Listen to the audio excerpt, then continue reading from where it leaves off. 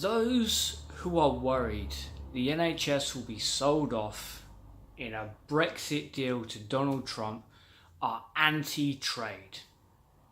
Those are the words said by Liam Fox, Secretary of State for International Trade. In case anyone out there is still unclear about this, the Tories are trying to sell off the NHS. Now, I've said before that the NHS isn't failing, it is being strangled, it is being dismembered, it is being sold off bit by bit. And here we see a massive middle finger to the actual people of the country.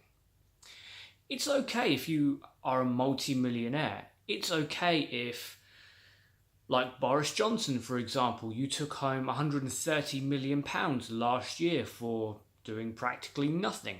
It's okay if you're Theresa May, who took home much a similar number for doing, again, practically nothing. And having 2 6-week holidays throughout the year must be nice.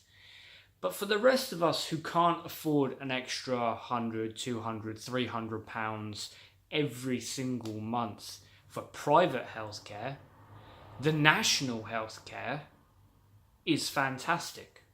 And it's something that we all pay, retrospectively, a pittance for it to keep working. The money is there.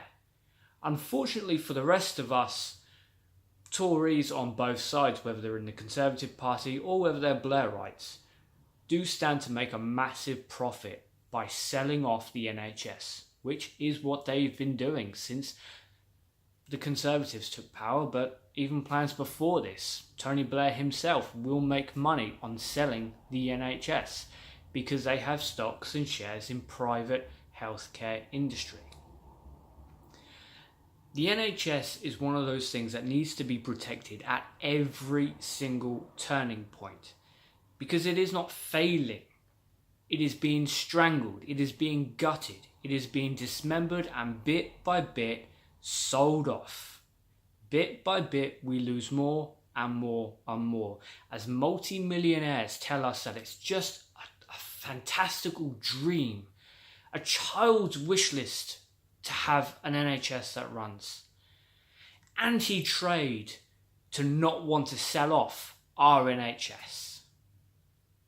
Quite frankly, these people are anti-UK because it is one of the resources we should be protecting. We know damn well what happens to a wealthier country when it doesn't have a national healthcare service. And we know that because we can look at America and see the abhorrent state that their medical fields are in. Yes, if you have the money, that's fantastic. But $800 for an ambulance ride is not acceptable. We must protect our NHS. Recently it came out that there was going to be a pay rise, and Hancock proudly sewed that flag, waved it up as if it was a massive victory for every nurse in the country. And then what did we find?